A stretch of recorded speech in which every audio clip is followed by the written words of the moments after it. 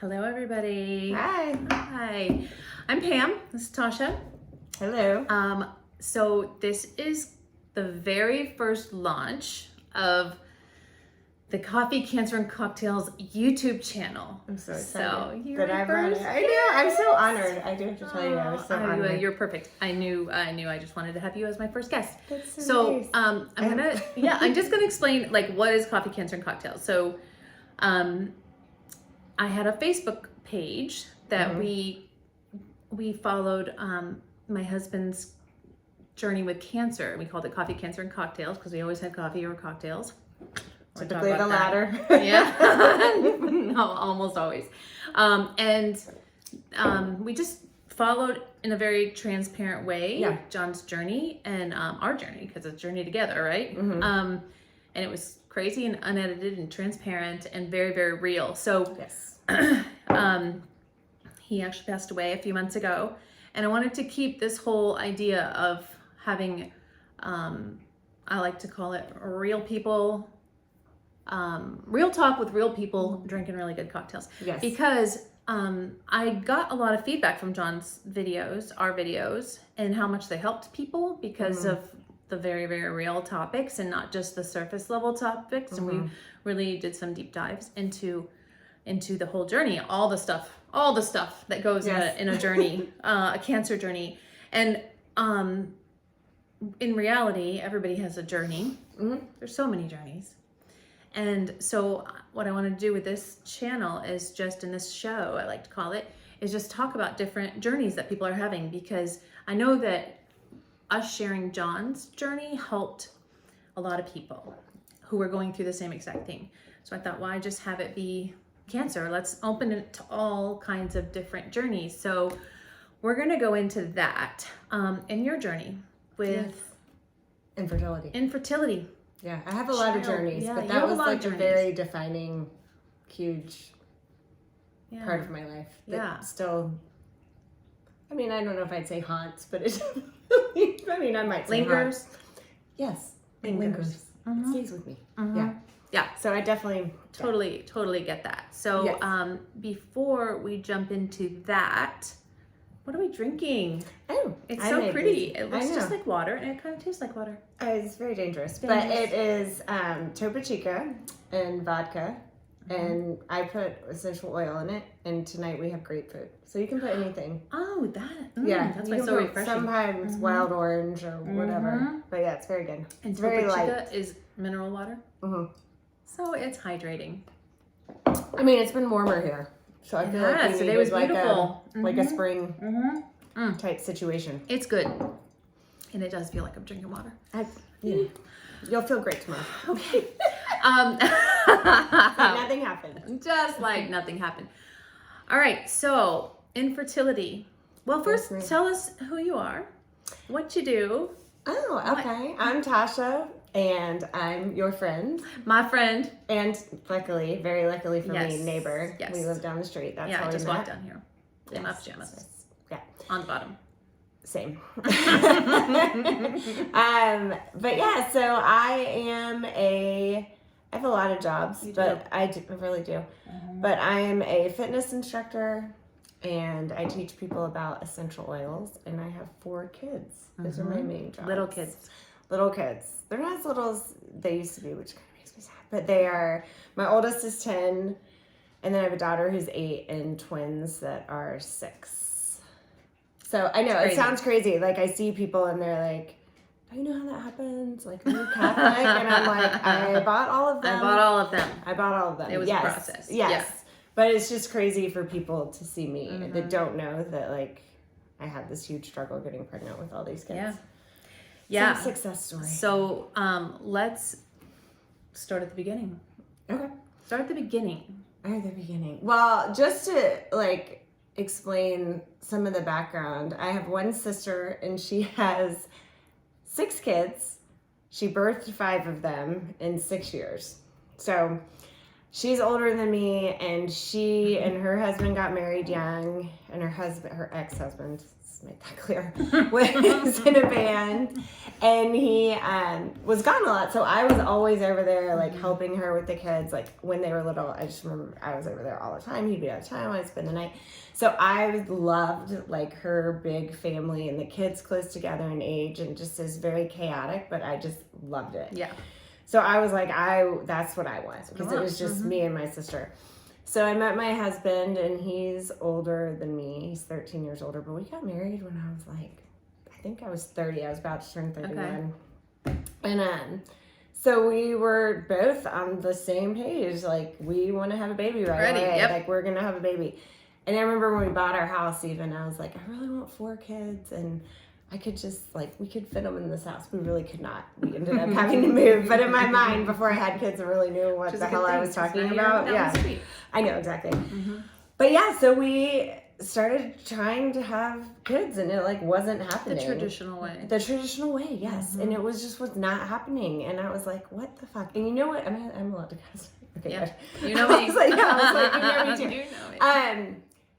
And it was very strange, because I immediately was just like, I just don't, I think something's wrong. You just think it's just gonna... Yeah, but then I don't know why, but I was like, I think that something's not right. And like, this is not gonna be like an easy situation. Mm-hmm. Before I'd even been to a doctor. Wow. Yeah. But so, we went to, and it's just one of those things when you're young and you get married, like everyone's like, so when are you gonna have a baby? Yeah. When are you gonna have a baby? Mm-hmm. And like, I'm a big talker. And so I had told everyone I work with, like, well, I don't have a baby right away. So it was like 3 months passed and they're 6 like, months passed. TikTok. Yeah. Mm-hmm. I'm like, I don't really know you guys so well. I don't know you like that. When are you gonna have a baby? When are you gonna have a baby?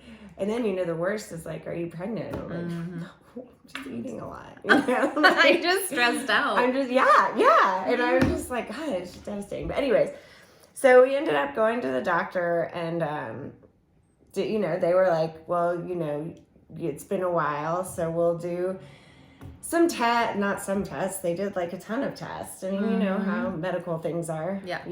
And everything. Yeah.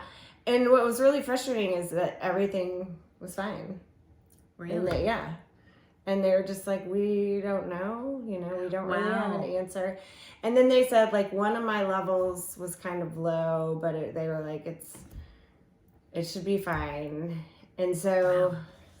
And at this point, I'm already like kind of devastated. Like, if I could go back, and if I could go back and tell myself, like, you have no idea what's about to happen in the next 4 years. Like, don't waste. This is easy. Yeah, don't waste your stress level right now on this, because it's going to get so much worse, But so they were like, you should do IUI, which is kind of like the turkey baster thing, which everybody, that's what people think. And wait. What's that stand for? Oh my God! See, I blocked it out. Uterine? No. I was thinking intrauterine. No. What is it? It's something. I mean, we could look it up. I could look it up. But it's basically, it's not very intrusive, or I mean, for the female. Turkey baster, visual. Yeah. You get it. But you are taking hormones, and it's a lot of hormones. And hormones, that sucks. Yeah, and then, you're just reading. Is it the same like level of hormones as when you're doing IVF? Okay, so you're not way at more all. jacked up on IVF. Yeah. Okay. But you just like, hope springs eternal, right? And I was just like, I think I'm gonna have triplets. This is gonna be amazing. Like, and so we did that 3 times, and I was like devastated. Again, if I could just go back and tell myself, like, this is going to get worse. Easy part. It's going to keep getting worse. And then I will still remember like going to the doctor, and they were just like, okay, this isn't working. Like, we think you should do IVF. And I was just like, what? And so God. How long from the time you started with the turkey baster method, like how... I think it was like we got married, and I think we tried the turkey baster. It's real scientific. Very scientific. Like 7 months later, maybe. Okay. And then they were like pretty sure, because when you do IUI, they take ultrasounds and see how like many eggs are growing from the medicine. Okay. And they were like, there's really not that many. Like, there's not as many as there should be, basically. So after we did it 3 times, they were like, we think we need to go to IVF because with IVF, they actually get the eggs and take them out. So they know exactly how many are there. But I just thought that was just... Next level. Yeah. Literally. Yeah. And it was like so scary and so like, oh my God. Well, and there's so much on the line because money is insurance so doesn't cover that shit. So expensive. And I mean, you know, I did it. Well, I have 4 kids, and we did it with my 3rd for genetic purposes. Yeah. And just we did 1 cycle, and that was brutal. Yeah. And expensive, but emotionally brutal. Yeah, and I was doing all kinds of crazy shit too. Like, I gave up dairy, I gave up gluten, I was going to acupuncture, and like the amount of herbs that I was taking, like Chinese herbs, just anything. Yeah, it's just so much. But so we were lucky because our insurance covered like part of it. So that is lucky. Just a part of the testing. But so anyways, I still was in my mind thinking I'll do IVF and like that'll be it. Yeah. You know, it's almost like and I'll be like, I imagine myself being like, I did IVF. Yeah. I'm so brave. Which you are. It really is brave. It really is, yes. God. But in my mind, I'm a very dramatic person, I think. And so we did it, and I remember coming home, and they were like, we'll call you later. And I was very naive to the whole process. And one thing I would definitely tell people who are doing this is fucking do your research. Like, as you know, with anything medical, I was not doing that. And I was just like, oh, whatever. Like, the doctors will tell me. And so they called later that day and were like, you have nothing. Like, we can't even keep going. And I was just like, God. I just remember screaming for Ed because I was like, I didn't even know this was a possibility. Like, I had no idea. Wow. Yeah. And I was just like completely devastated. And they were like, you don't have any good eggs, basically. There's no embryos. I mean, there's nothing. Like, you're done. Oh my God. So then I had done all these hormones and I was like halfway through it. And it was just like, you have to stop and just let it go. Oh my God. Yeah. So then we were going to do it again. And we had Ed's insurance changed. And so they wouldn't cover like any of the clinics here. So we actually moved and lived in New Jersey for 2 weeks in a hotel. Yeah. Wow. To get some of it paid for. And like Ed would go, he got his office to agree to let him work in New York. So he was able to, he was like, thought it was kind of cool. Like he thought he was a New Yorker. He was like, dude, calm down, calm down. Taking the train into work. Yeah, but he's like going to Long Island. I was like, you literally like pass through. But I was like bored as shit because I was in Jersey, just sitting in a hotel. With nobody. With no one. And it rained. Anyways, it rained all the time. But anyway, so we did that. And came home, and this time at least we did get like 2 embryos, and they put them back. And so we were like, okay. And after, if you don't know, like they put the embryos back, and then you have to wait normally 10 days or 2 weeks, and you go in and get a blood test, and they call you and tell you. And so that 2 weeks is like torture because you're analyzing like everything, like everything.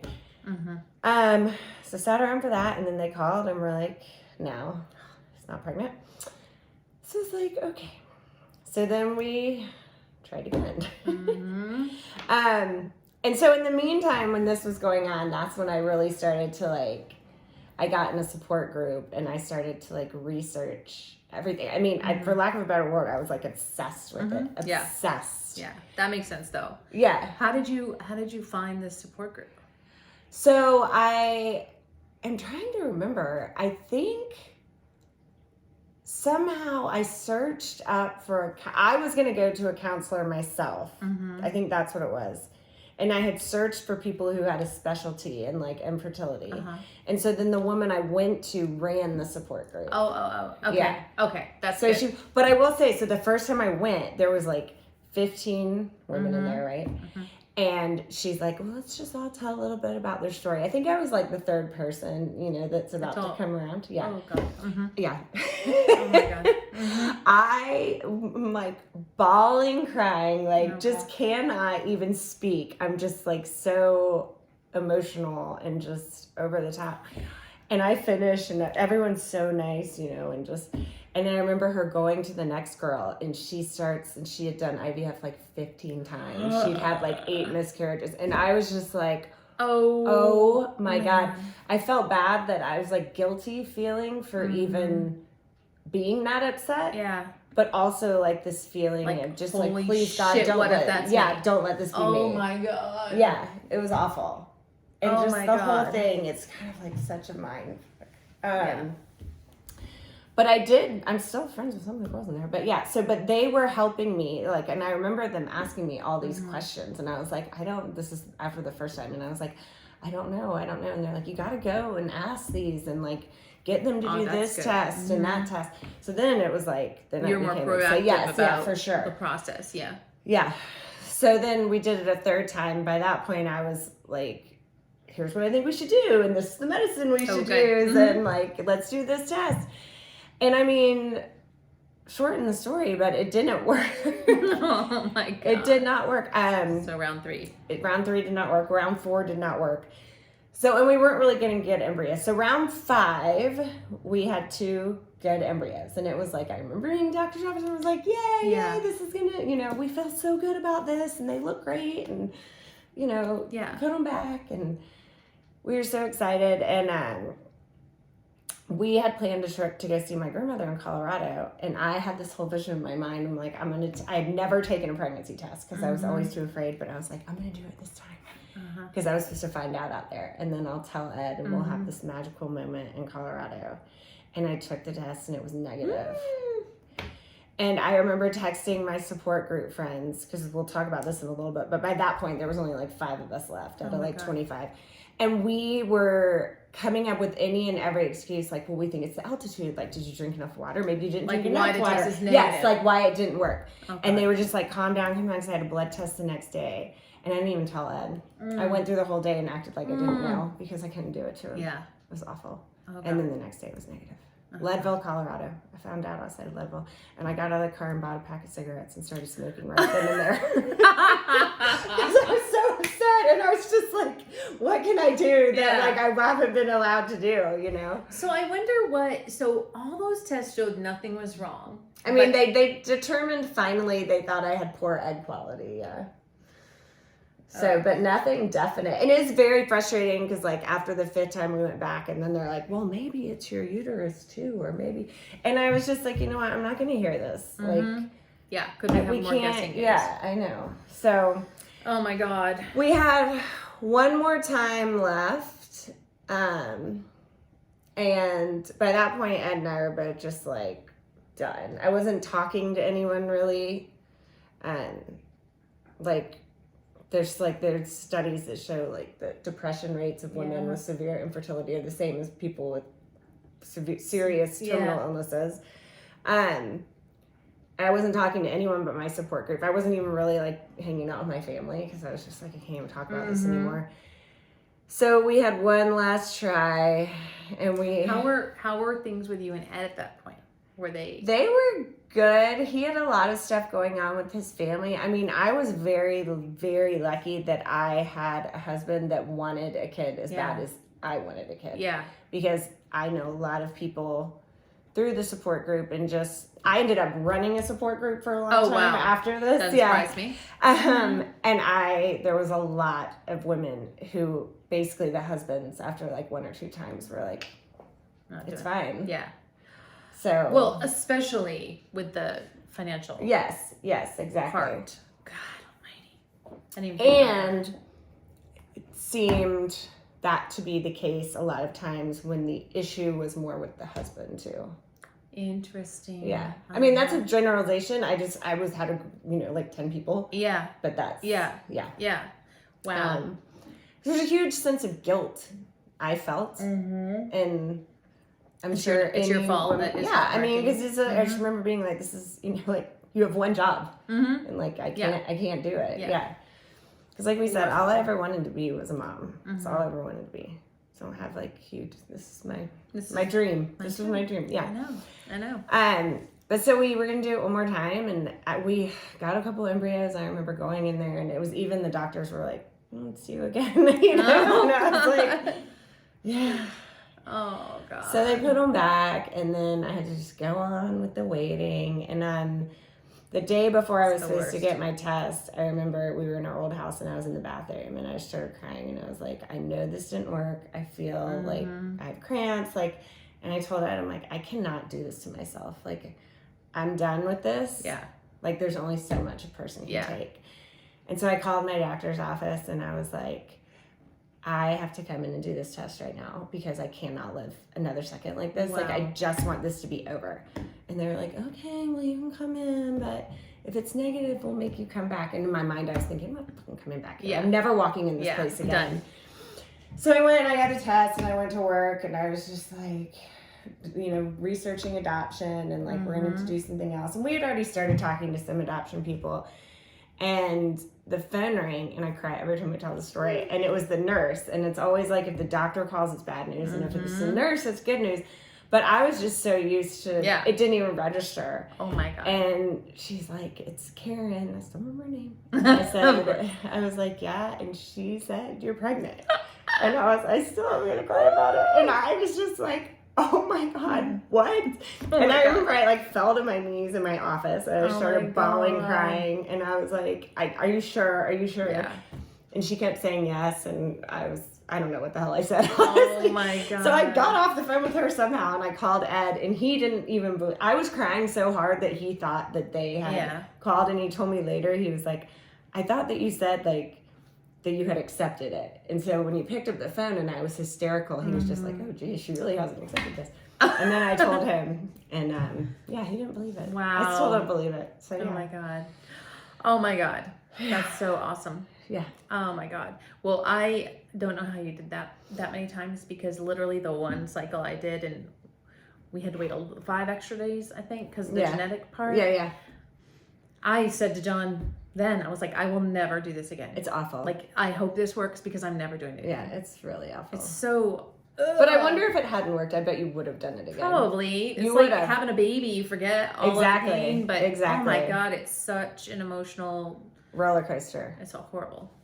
It is. And just like the things that you don't think about. Like, you think about the physical and the, you know, the hormones. And I mean, as I said, that's part of the reason I got into like oils and stuff, because I need to do something natural. I need to offset all of the medical crap. I know, I'm always like, I'm going to like grow another head or something. Yeah. But it was really just like the mental and the way it just kind of seeped into every aspect of your life. And I just remember feeling like a complete failure in everything. Really? Because I couldn't do this one thing that it which seemed so basic to be. Yeah. That everyone around me, and like back to what I said at the beginning, like my sister just kept getting pregnant like accidentally. Yeah. And I was like, what in the world? Like, I cannot. Yeah. And it was one of those things, like when I quit smoking and I looked around and remember feeling like, oh my God, everyone smokes. Like, I've never seen so many smokers in my life. When you were trying to get pregnant, it's like everyone is pregnant. It was weird. Yeah. Oh God. Okay. So you were pregnant. Thank God. Yes. And let's back up for a second to the support group, because you said at that point there were only 5 of you left. So the people that were originally there ended up getting pregnant. Yeah. So they kind of rotated out of the scene. Yeah. I mean, it's I think it's like with any medical thing, you have different levels, and there's always that group that's like really bad off, you know. Oh God. Yeah. And so there was like 25 of us to start, and they would start getting pregnant and just kind of dwindle. And there was this group of 5 of us that just, it seemed like no matter what we do, none of us could get pregnant. So what was that like when each of them did get pregnant? Because I can imagine that's got to be one of those things. Just like what you were saying, like you had this story that you were sort of still really at the beginning of your story next to this woman who had been in it. Like she was probably feeling resentful toward you or whatever. So how, like, you want to be happy for these women that have gotten pregnant, but there's got to be some kind of like... There was, I mean, it was less so with the fertility group than like my normal friends, but with the fertility group it was, especially if us all, the group of us that were there, sound really bad, but if it was someone that was newer who had just done like we'd be like, oh my God, or we didn't stay in touch. We didn't make an effort to stay in touch. It wasn't like, I'm sure as hell not going to your baby shower. You know what I mean? Yeah. But the 5 of us that were left, when one of them then we did those things because we had just been through so much. Yeah, at that point. Like literally gone to war. Yeah. And we all ended up in different places. Nobody, like one of my friends adopted, 2 of them adopted, one of them adopted an embryo, and one of them had kids. I had kids, and then another one, 2 of them never had kids. Wow. Never had kids, yeah. Wow. I know. It's really sad. That is sad. But like with my regular friends, I remember it got to a point, because at the same time, like my regular friends, we're all the same age, obviously. So they're getting married, they're having kids. And I remember I've had a group of friends I've had forever. There's like, I think 6 or 7 of us.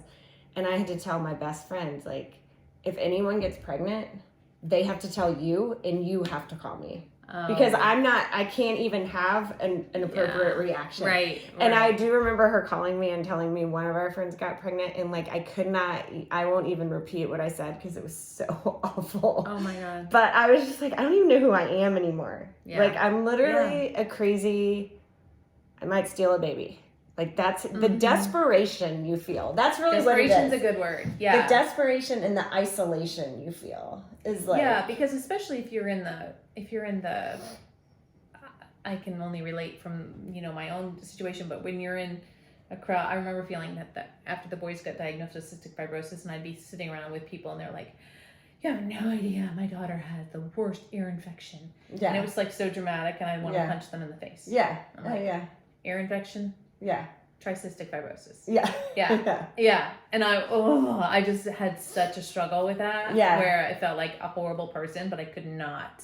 Oh, I know. Yeah. I could not feel those. I know. You can't control it. That's how I felt. Yeah. I just felt, and then I'd feel guilty for feeling that way. Yeah. And like they didn't do anything. Like I shouldn't feel that way. But then I'd be like, I didn't do anything either. So why is this happening to me? Right. And we used to have this group of us that were left. We used to have the funniest conversations about like trying to understand, because we would all ask our doctors, like, what is this? What has caused this? Is it environmental? Right. And we'd be like, comparing ourselves, and we'd be like, well, did you smoke? Did you smoke? Yeah. Did you smoke weed? Did you smoke? Were you a slut? Were you a slut? Like, it was just like, we were trying to find the common denominator. Yes, and there wasn't any. That's what was so infuriating. We were like, we have no idea what this is. Which is like another level of torture. It is. If you can't like put your finger on it and be like, that's what happened. Yeah. And then of course you go down the path of like, I deserve this. Why? I don't know. But you just, what did I do to deserve it? Yes. Yes. Yeah. Yeah. So it's just. Oh my God. Okay. But yeah, I mean, we made it out, and somehow, and I really think God always has a plan. And I think that this was the path that Ed and I had to be on to have our kids. Because it made us stronger in our marriage, for sure. Which I'm sure breaks a lot of marriages. Yeah. Oh yeah. Yeah, like I said, I've seen it. But I feel like if we had just gotten married and had kids right away and just if something, I don't know, I just feel like if something bad would have happened, I mean, we might just been like we don't know how to, we have a lot of struggles with our oldest child, and we've had some dark nights. Yeah. And I think if we hadn't already been through this. Right. Like that probably would have been too much to handle. Yes. It's like it was your training wheels. Yes, it was. It was. And it's almost like we went through so much to get this child and all of our children that like we're going to figure this out. Yeah. It's going to be fun. It will not win. Yes. Yeah. Yeah, you know. I get that. Yeah, you know. But yeah, and I just think that was a big part of it. And then I do think that people who, this is probably an unpopular opinion, go through a struggle to have their kids appreciate them in a different way. I'm not going to say more, but it's definitely in a different way. Yeah. I can totally relate to that too, because I feel like if you have something like cancer or cystic fibrosis, yes. When you have a tick-tock over your head, like a death sentence, it's like you appreciate all of the little things that come along, I think, more than the average person does, because you tend to take those for granted if you don't have the opportunity to see the opportunity to not get that, to not have that experience. Yes, exactly. Yeah, I was a convoluted way of saying that, but yeah, it's like I know exactly what you're saying. Yeah. I hope everyone knows. I know. I don't know. I know what you're saying. I don't know if you understand. But yeah, it's definitely a different dynamic. It's just a different perspective. It's a different perspective, and I can honestly like see it in a lot of people for sure that I am around. Yeah, let's say that. But yeah, but I do have 4. So we had an embryo left that we were like, we got this from this situation with Jane. And I never had good embryos. We had this one embryo, and we were like, oh, this is probably like a throwaway, but let's see what happens. And I got pregnant, right? The first time. With Sears? On that one? Yes. And we'd always put 2 embryos back, and we didn't even have to put back. We just put 1, and I got my daughter. She's so special. It was amazing. So then we're like rolling along, and I, again, wanted lots of kids. And so I was like, talking to Ed, like, what do you think about trying to have a 3rd one? We had no embryos, so we would have to do this whole shebang again. Okay. And he, I think, was maybe a little bamboozled in thinking like, oh, well, we got pregnant right away with Sears. We've got this figured out. Yeah. This will be your body nothing. knows it. Yeah, this is going to be nothing. So we did it again, and we put back 2 embryos, and I was not pregnant. And I didn't think I'd be as upset as I was, but I think I took a little bit of that with me that Ed had too. Like, oh, we figured this out. It should just happen. Yeah. But we had some embryos left, and he originally, maybe we put back 1. I think we put back 1 because he thought we had it so figured out. He was like, I don't think we need to have twins. So that's what happened. And I wanted twins. And so we put back 1, it didn't work. And so then I said, I think we should put back 2. Because we've always done that. We've never, except for, James. Yeah. Oh, Ed's here right now. And so, we put back 2, and I got pregnant. And they call you, with your numbers. Like, and once you're obsessed with this, you know what all of this, you know what the numbers mean. And I remember, like, sitting at my desk doing, like, the calculations and just being like, oh, I think this might be twins. And I didn't tell Ed. And then I went in and it was. Oh my God, that's so exciting. Hey, Ed. Hello. We're in here talking about us. But yeah, so that's what I mean. I ended up with 4, which is crazy. Oh my God, I love it. What? Hi. We're doing a video. Somebody go to church today? Huh? You went to church? I did not. You just grabbed your head on the ground. I just did it myself. I wanted to look like I went to church. So I told you that. It worked. Sorry, I didn't realize you guys didn't know the video. It's all right. It's okay.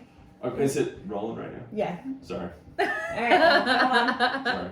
Just for people watching at home, this is what they were referencing. Yeah. It's Ash Wednesday. Yeah. But now we've dated this whole thing. But yeah, so then it worked out with the twins. So. Oh my God. I remember when they put 2 in, and I was just praying that it was twins. I wanted twins so bad. It was the same thing. And I kept saying to my doctor, are you sure? Are you sure there aren't 2 heartbeats? Oh, really? Are you sure? Did you look really hard, like behind everything? Yeah. I'm like, please, I wanted them. I know. Well, my sister went with me to the ultrasound because Ed had started a new job. And they keep you at the infertility place till you're 12 weeks. So they just keep making you come back. And so we had gone there for the ultrasound, and she was sitting there holding my hand, and the woman, and I was like, I'm pretty sure, but you never know. Yeah. And she said, okay, I see a heartbeat. And then she said, I see another heartbeat. And Shannon and I just started screaming. And then again, it's like this complicated emotion, because then I was like, oh my God, we have to be quiet. Like, we're in the infertility clinic. Like, somebody next door yes, is because like I had been crying. I had been sitting there crying and hearing them through the wall talk to somebody else. I mean, it's just oh my God, that's so true. Oh my God, it's so complicated. God, it really is. It's so many emotions. So many. And they still linger. That's the problem. Yeah. Well, I'm sure that anytime you see anybody, in any situation. Yeah. And I feel like I feel like this is such an important conversation because I feel like in vitro is so much more prevalent now. Oh yeah. Like we were saying earlier, we were saying I asked Tasha if she's open with her kids about it. Like, what do you tell your kids? And Sabrina knows. She was made in a lab. We paid a lot of money for her. My kids too. Yeah, but I think now there's so many. It's not even. That's why there's so many twins in school. I know. I told Pam, I was like, I think it's less weird to tell your kids that you made them in a lab than that you had sex. Because my twins are like not gonna go, ew, gross. I know, they're just, but it is funny because I think my kids are gonna think like that's how everyone. Oh yeah. Like you were made in a lab too, you know. But my twins, I mean, even the twins now, like the doctor takes out parts and puts them together and puts them back in, and I told them, how hard we wanted them and how we paid for them. Yeah, paid a lot of money. My mom's always like, don't say that. I'm like, it's true. Yeah, but it's true. It's true. We're really good. Especially James. Yeah, especially James. And I think that however you get the kid is maybe an indication of how that kid is going to be. And I don't know, that's sort of my experience. Hardest to get, hardest to manage. Yeah, and so there's something there too, because then I'm sure there's a whole other batch of emotions. Yeah, oh my God. A whole batch of guilt, yes. And just, it's too much, honestly. It's too much, and it's I was listening to a podcast today, and the girl on it was pregnant, and like this never would have happened when I was trying to it was a running podcast, but the girl on it was pregnant, and she said at the beginning, I'm just going to put this out there as a trigger warning. We're going to be talking about pregnancy. And I was like, holy shit, nobody ever 10 years ago thought about a trigger. Or 14 years ago when I started this would have ever said that or thought that, or it's great. I think that it's like, it is great, but then it makes you think, wow, there's a lot of people. So many, yeah. And were they always, and we just didn't hear about it? Or I think so.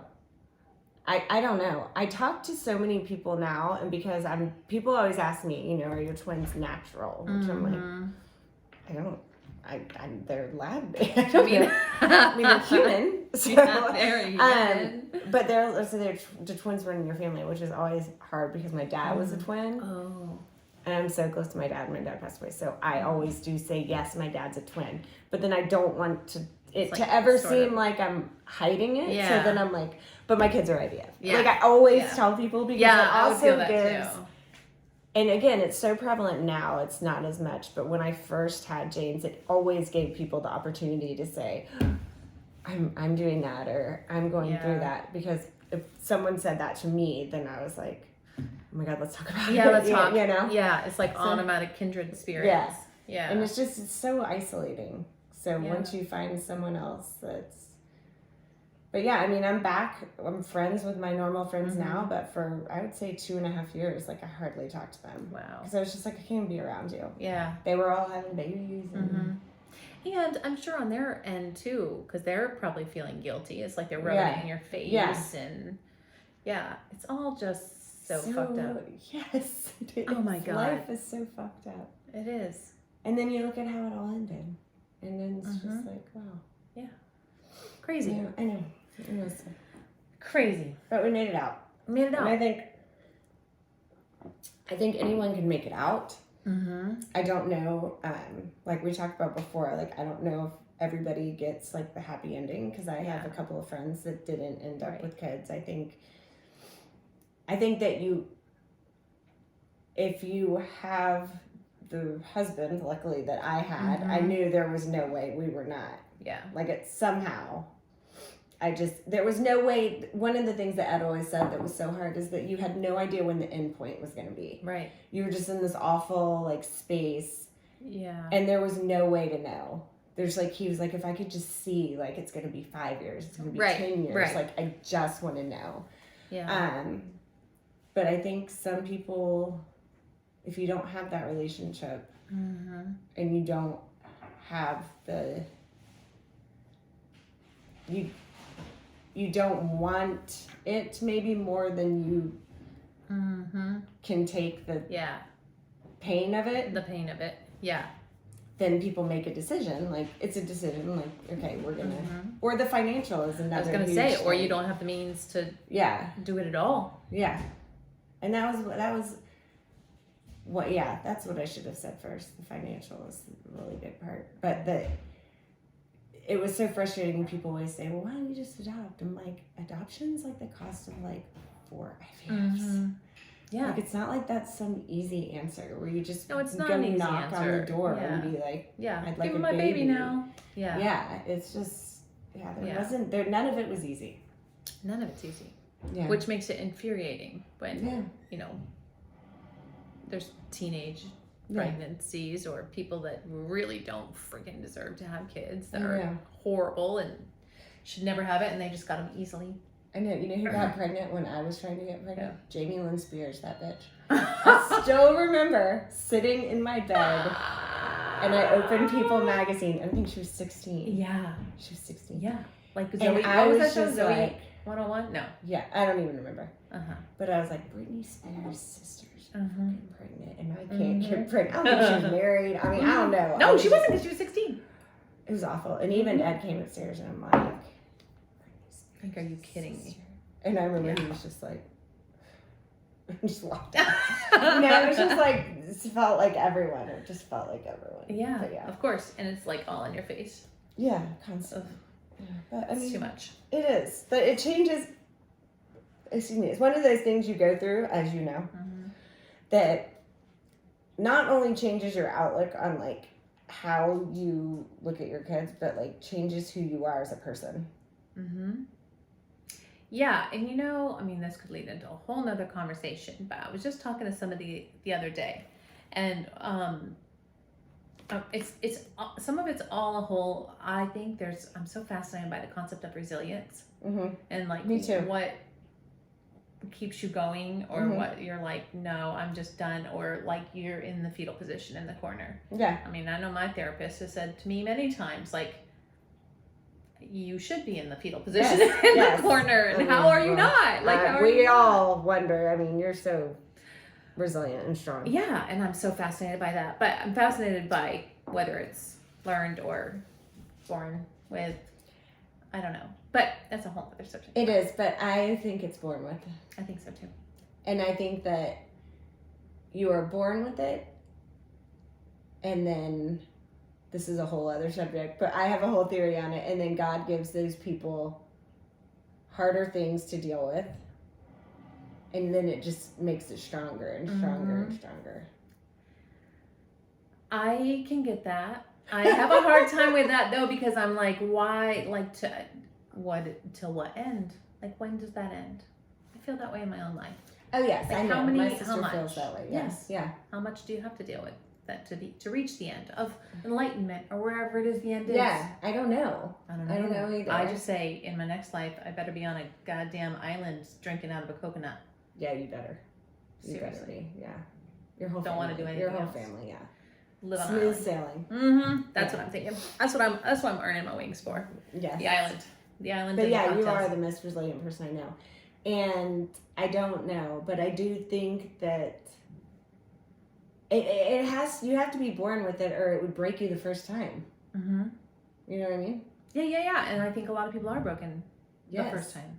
But then maybe, yeah, we're getting deep. We are. We are.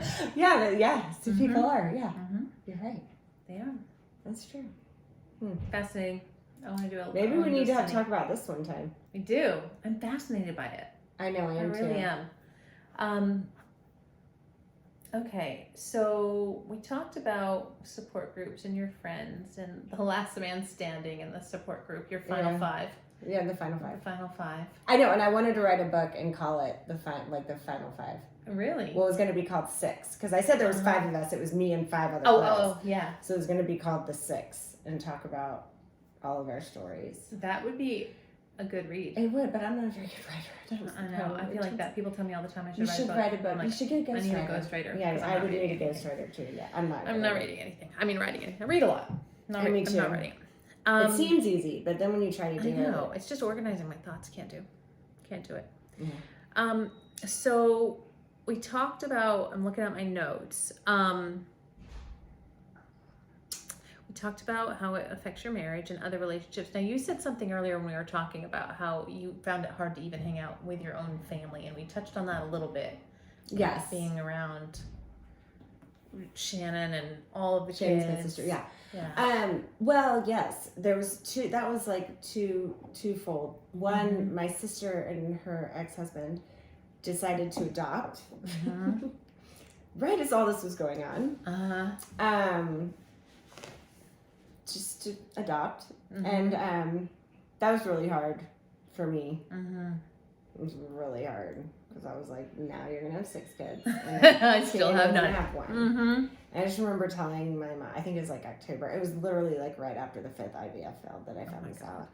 And I was just like, I can't come to another Christmas when they have another kid and we have none. Wow. Yeah, so that was really hard, but And it is hard because you guys are really close too. So it's not even like you don't get along with your sister. You're we super live close. super close. And like I said, I'm obsessed with her kids, and I was with them all the time. So that was really hard. But the only way that kind of survived, honestly, was that I did end up getting pregnant the next time. So that would be interesting to think about too. Not that you want to think about it, but yeah. think about the people who have that situation that don't. Then what do? They leave Christmas forever, or they're just like every time like. No, it's just you have to suck it. Well, I mean, I would have. You do for my nieces and nephews. I would have. I mean, I wouldn't have left them, you know. But it just would have been a lot of therapy. Yeah. That's all the Invitro money then goes to therapy. Yeah, exactly. I mean, there's still a lot of therapy. Yeah. But then the other, with my mom is just one of those people who, and she doesn't deal well with like any kind of negative emotion. Okay. Or anyone that she cares about having a negative. She wants to fix it. Okay. She wants to fix it. She doesn't want to like process the emotions. It just needs to be fixed. And whatever needs to happen for it to be fixed. And so this was something that she literally could not fix. Right. Yeah. And I remember thinking, I honest to God think she might steal a baby. Because she was so, like, she was also crazy in her own mind and desperate and just like, so I finally just had to be like, I can't even tell her anymore. I think it was even after like the second IVF. I was like, I just can't even tell her we're doing it or it hasn't worked because she can't handle it. And she was doing crazy things too. I told you we had like, she worked with someone who was like from Romania and she was telling everyone, her mom, and this woman was like, bring me something of your daughter's and I'll take it back to the homeland and get it blessed by this person and bring it back. And she's my mom, her telling my mom, and she sleep with it under her pillow for 8 days and then she had baby. And I did it. It was like a ski hat. It was my hat. That your mom would then wear to go steal a baby. Yeah. No, she was like this, it was like it's like a winter hat. And she gave it to this woman and went and had it. And so not only did she bring her hat back, she brought back like holy water and this little thing. And I put it under my Hell yeah. I would have done the same thing. Yeah. I'm not gonna take any chances. I did not get pregnant. No. But I had someone give me a fertility idol that's in our living room. Wow. Because I actually did get pregnant right after that. You did? So I still have it, yes. Ooh, I my like friend that. Felicia, if she ever watches this. But I mean I had all kinds of crazy stuff like that, you know. And then you get like you try everything. Yeah, the normal advice like you should go on vacation. You should Once you stop stressing about it, you it'll should happen. try to adopt, then it'll happen. You know, all that crazy stuff. And that continued forever. Like even after I got pregnant, I'd be like, well, now you're gonna get pregnant. That's what happens. I always hear about those people. I never really met any of those people. Those people exist. I know that they're out there somewhere. Somewhere. Stereotypes in this The kind of magical stories. unicorn. Yeah, they come from somewhere. But so then what brought me back to my parents and telling them like was when my sister told me she was going to adopt. Because I went over there and that's when I just had a complete breakdown. Yeah. And after that, and I was smoking because again I had Xena. And I was just like, and my mom's like, I know it's so hard. And I remember being like, I've done this 5 times. Yeah. Like if I'm about to die. Yeah. I'm about to die. Yeah. So, But then you make it through the other side, and we're all. One big happy family. I was about to say fine, but I don't think that's accurate. We're all existing. Yeah. And we all get along. Yeah, we you all, do get along. obviously, yeah. We're very close. So Yeah. it's a crazy ride, man, but it will end at some point. Mm-hmm. Either you make the decision for it to end for whatever reason, whether it be financial or emotional or whatever, or it ends because you have a baby. But there is an end to it at some point. I can't even imagine the peace you have to come somehow within your own being to be okay with it if it doesn't ever work. I don't know either. I honestly don't know. I don't know. And I think, and maybe this is like not okay of me to say, but I still do hear about people who say like they made the decision to not have kids. And because I went through that and wanted it so bad, I always think, is that really what happened? Yeah. Or did What's they the real story? Yeah. Mm-hmm. Because I can't even, but like I said, you have to, sometimes it has to come to an end. For your sanity. Yeah. For your mental health. Yeah, but I know people who did IVF like 12 times. Oh my God. And luckily, I was not, I think this is horrible. Like friends that would get pregnant and then have that's a whole different other. I was going to ask you that actually when you finally got pregnant with James. Like, I know that anytime you get pregnant, if you're a normal person that maybe, I don't say normal. I'm like a planner, like you plan and like just got to get through that 12 weeks. So you can feel like a little safer. No, I never did. You never felt safe. I didn't tell. I don't think I told anyone till like 23 weeks. Remember when I have a lot of talk about celebrities. I remember when J-Lo was pregnant and she was performing somewhere and she had this enormous stomach and she was still like, I'm not pregnant. I felt like that was me. Like I was basically like 9 months. I'm like, I'm not pregnant. Like I'm still not. But yeah, I didn't tell anyone. I didn't want to do anything. I didn't want to buy anything. I was just like, no. And then I think and they told us, I ended up having to go on blood thinners. That was one of the things we did differently. When it worked, and they were shots, and it hurt like hell. It was Livenox. And they said, like, you can stop at 12 weeks. I think I did them to like 26 weeks. Oh, wow. Because I was too afraid to stop. Yeah. Just like everything was, and I didn't do anything. I would just sit. Scared. Yeah, I would just sit and eat cheese. Protect. Yeah. Feed cheese. Fatten the baby, eat cheese, and sit on the couch. Yeah. Oh, and then we had, God, what happened? I could probably tell you. Something happened with James. I think I must have been bleeding or something, but we went in and he had to meet me there. And we came in and they heard the heartbeat and he just, it was so sweet. I know, yeah. Oh. And I was too. It was very emotional. Oh, so stressful. So stressful. It was not a good time. Oh my God. So if you a lot of people, as we said, I know a lot of people struggle with fertility issues and ice. And all of that, all of this stuff. So what would be your takeaway? I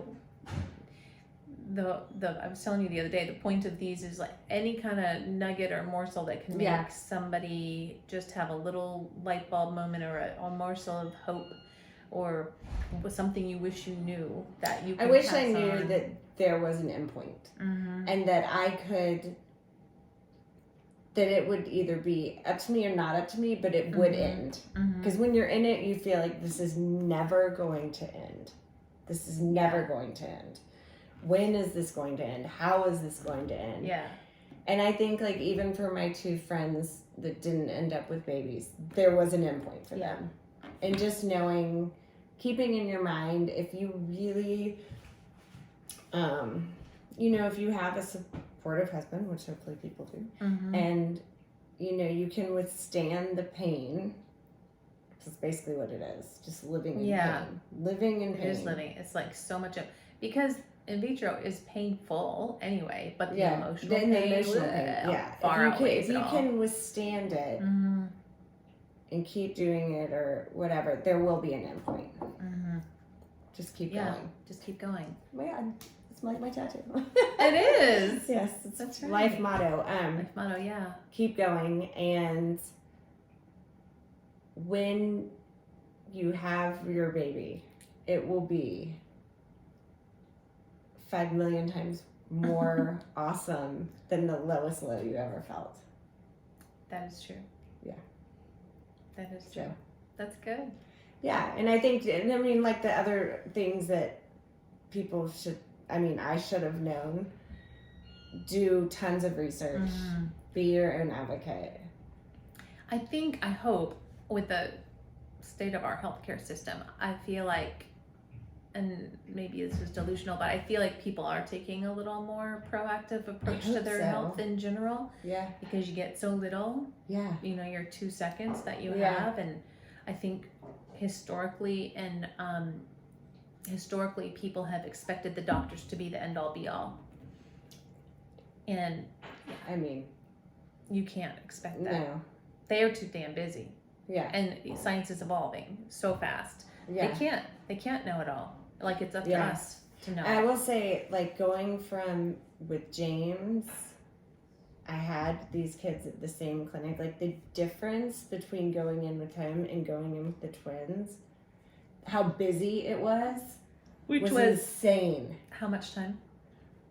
Well, they're 4 years apart because 4 years, Sears was in the middle. Yeah, Mhm. 4 years. I mean, it was just like, I remember being in there with James and just like, holy shit, like, The number of there's people in the there. number of people. Yeah, I'm telling you, I feel like if anybody gets pregnant, like, naturally, it's insane. like, how? I don't know. Mm-hmm. But I'm not gonna tell my kids that. I'm gonna be like, Lord. Everybody's made in a Yeah. lab. But yeah, I just really do your own research. Mhm. And I think with anything like this, or probably with any medical thing, because I've seen it with James, I'm sure you saw it too. Like, Mhm. they start with just like the general. Like, let's do the same thing for everyone. Cookie cutter. Yeah. Mm-hmm. And then that's kind of what I also mean about Yeah. levels. Like, a lot of that works for a lot of people. Right. And then you go to the next tier. Yeah. And then it's like, okay, well, a lot of that works for them. You're just Mhm. weeding it down and weeding it down and weeding it down. So you have to be prepared to say, like, let's do Start this. thinking And- outside of the box. yeah, for sure. Yeah. Lord For knows. sure. And just accept, if you're going through this, that accept the crazy. Mm-hmm. It will not last forever, Mm-hmm. but you will be crazy. But there will be lingering.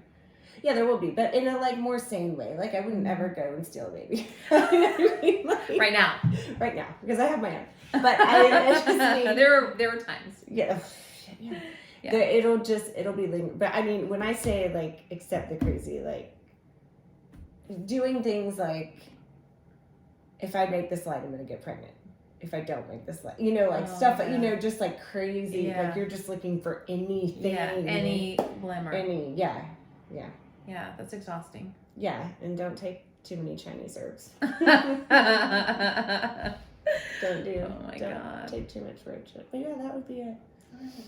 Well, this is awesome, and it's, like I said, hugely important because so many people are going through I it, know. and it's just a lot. I think people are talking about it more maybe now. Well, yeah, clearly. But I still think that people don't talk about all the stuff. Yeah. Like They with talk your about the friends, with your medical, support. yeah. Like how many cycles, what drugs did you use, and Yeah. all that. That's the same. Like in cancer or CF, it's not like, The emotional. yeah, the person sitting next to you is pregnant and they never tried. It's like, it's just like everything. Yeah. They don't talk about mental health. But Yeah. my other piece of advice would be, and I'm sure you'd say, because I know you are Mhm. like this, if you have this situation, pay it forward. Like I said, like that's whenever somebody asks me about my twins, I always say their IVF or like doing Yeah. the support group, because there's not, a doctor is not going to be able to be supportive like somebody who No. was in the same situation. No, I think that's really very true, and obviously a big reason why John and I started, and why I'm doing this is because, like I said, if one person hears this and it just helps them this much, Yeah. it's worth it, because everybody needs. You don't know what's going to touch people and what's going to give them that little lifeline. Mm-hmm. For sure. to keep them just afloat. Yeah, exactly. Afloat.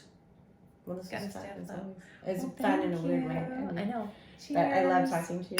I love talking Cheers to to you. us. Well, I'll come back on. You will. We have many journeys. We have a lot of journeys we can discuss. Yeah. One by one.